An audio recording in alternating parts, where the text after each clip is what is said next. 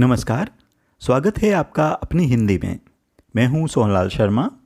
वर्षा, बरखा, बारिश, बरसात, कितने कितने नाम हैं इन बरसती बूंदों के।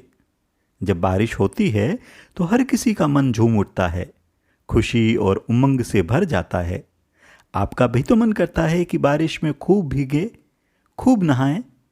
सोचिए, पहली बूंद जब धरती पर आती है, धरती को छूती है, तो इस धरा को कैसा लगता होगा। चलिए जानते हैं, आनंद उठाते हैं और भावार्थ को समझते हैं इस कविता का। कविता है पहली बूंद और इसके कवि हैं श्री गोपाल कृष्ण कौल।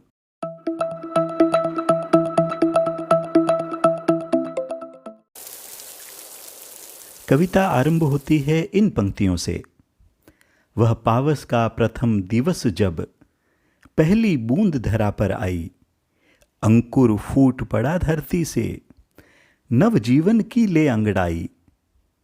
कवि कहते हैं, वर्षा ऋतु की पहली बारिश हुई और बारिश की पहली बूंद धरती पर आई। उस पहली बूंद के साथ, पहली बारिश के साथ, धरती के भीतर, उसके अंदर छिपे हुए, दबे हुए बीज में से अंकुर फूट पड़ा और वह अंकुर धरती को चीर कर बाहर निकल आया। ऐसा लग रहा है कि जैसे वह बीज नया जीवन पाकर, अंगड़ाई लेकर जाग गया हो और धरती के बाहर निकल आया हो। कविता का अगला अंश है, धरती के सूखे अधरों पर गिरी बूंद अमृत सी आकर, वसुंधरा की रोमावली सी, हरी दूब पुल की मुस्काई, पहली बूंद धरा पर आई। कवि कहते हैं, अब तक गर्मी से धरती तप रही थी, जल रही थी। उसके अधर यानी होंठ प्यास के मारे सूख गए थे। लेकिन जैसे ही बारिश की पहली बूंद बरसी कि धरती में जैसे प्राण लौट आए हों, जान आ गई हों।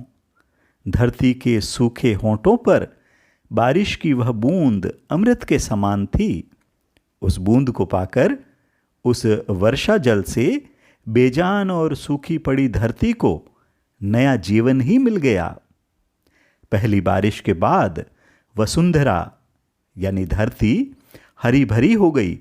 चारों ओर हरी हरी दूब, हरी हरी घास लहलहाने लगी।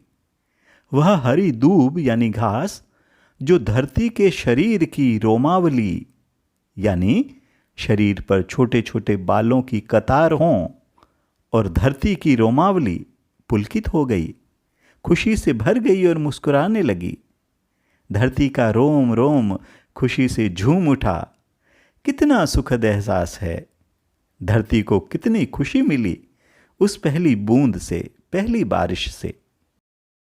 कविता का अगला अंश है, आसमान में उड़ता सागर, लगा बिजलियों के स्वर्णिम पर, बजा नगाड़े जगा रहे हैं, बादल धरती की तरुणाई, पहली बूंद धरा पर आई।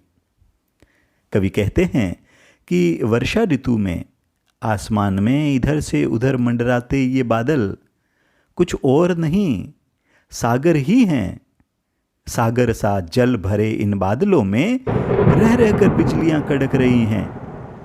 बादलों को देखकर ऐसा लगता है कि जैसे सागर ही बिजलियों के स्वर्णिम यानी सोने जैसे सुनहरे पंख लगाकर आसमान में उड़ रहा हो। बादलों में बिजलियों की गड़गड़ाहट सुनकर, उनकी गर्जना सुनकर ऐसा लगता है कि वे बादल नगाड़े बजा बजा कर धरती की तरुणाई को, उसकी युवा अवस्था के जोश को, उत्साह को, उमंग को जगा रहे हैं।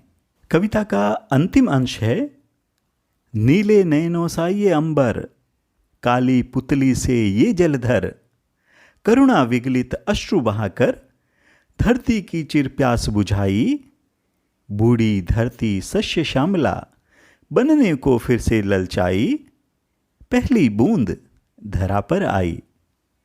कवि कहते हैं कि नीला अंबर यानी नीला आसमान, नीली नैनों यानी नीली आंखों के समान है और आसमान में मंडराते ये जलधर यानी ये काले बादल उन नीली नीली आंखों की काली पुतलियों के समान हैं।